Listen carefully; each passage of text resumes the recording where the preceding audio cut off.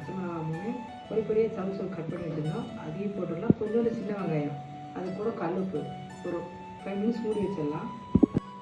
இப்போ நம்ம தேங்காய் அரைக்க போகிறோம், அரைச்சிட்டு வந்துடலாம். தேங்காய் ரெடி ஆயிடுச்சு. ஓப்பன் பண்ணி தேங்காய் ஊற்றிடலாம்.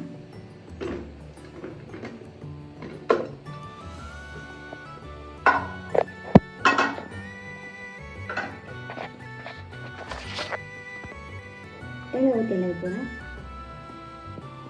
அடுத்தது ஒரு 3 விசில் விட்டு முடிச்சோடனே எடுத்து தாளிச்சு ஊற்றிடலாம். இப்போ குக்கரை க்ளோஸ் பண்ணி வச்சுட்டு ஒரு விசில் விட்டுடலாம்.